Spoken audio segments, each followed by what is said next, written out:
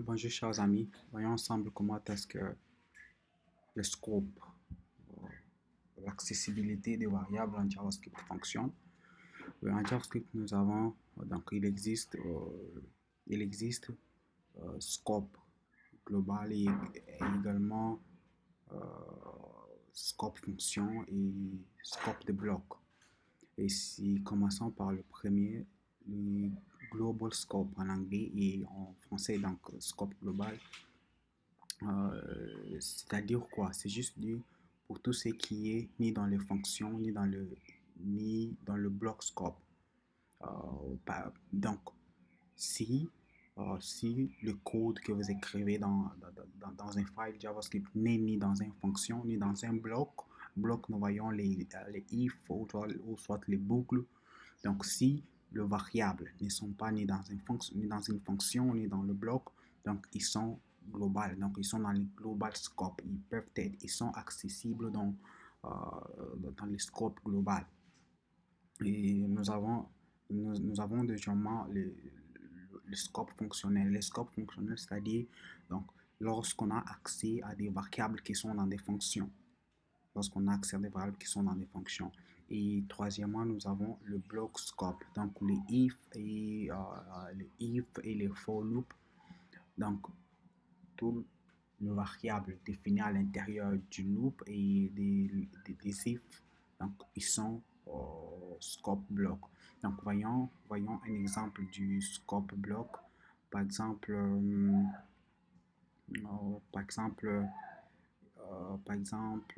oui, voyons l'exemple. Donc je vais essayer un peu d'agrandir. Oui, voilà, voici. Essayons un peu encore un petit peu d'agrandir pour que ça soit beaucoup plus visible et lisible. Là, c'est tout. Oui, voilà. C'est parti. Oui, là, comme je venais tout juste de le dire, nous avons tout. Donc, le my name, le variable my name, ces fonctions, tous ces deux, nous pouvons dire sont dans le global, dans le scope global. Pourquoi? Parce qu'ils ne sont pas ni dans une fonction, ni dans un if, ni dans un, ni dans un boucle, ni dans un for loop. Donc, ils sont dans le bloc, je dirais-je, principal. Ils sont dans le bloc global. Ils sont dans le bloc global. Et voyons maintenant l'exemple du scope fonctionnel. Et là, du coup, scope fonctionnel, nous pouvons voir comme par exemple ces variables à age. Age, 27 ans. Donc, un, un variable qui est dans le scope fonctionnel. Pourquoi? Parce qu'il se retrouve à l'intérieur d'une fonction.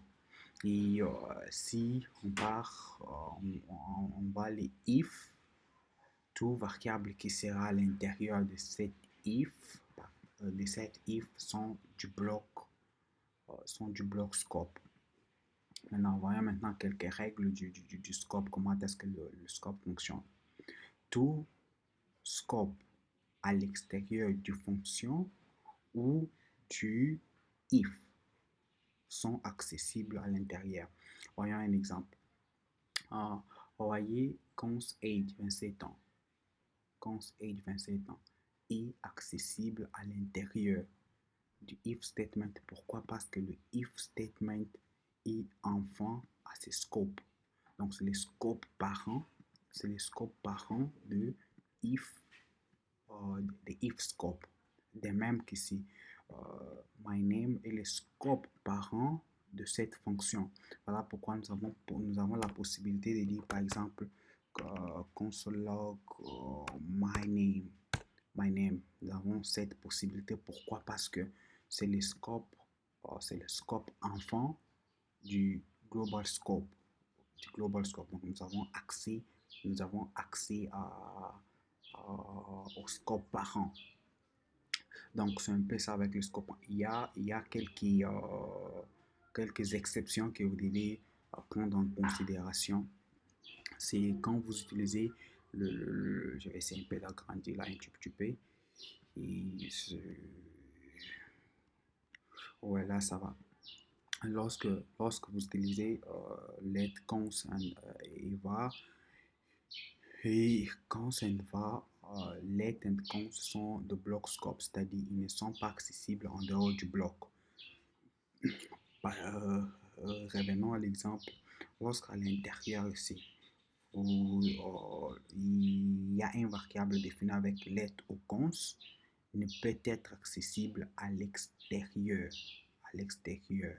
Mais si vous disiez par exemple var, c'est var, parce que c'est var, avec var, ces variables sera accessible à l'extérieur. Pourquoi? Parce que var et du scope et du scope fonctionnel et du scope fonctionnel et let and cons sont du bloc fonctionnel.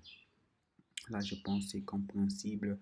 Euh, Là je pense c'est compréhensible. Pour ici vous avez une question, vous pouvez le mettre dans les commentaires, je reviendrai à voir plus. Merci.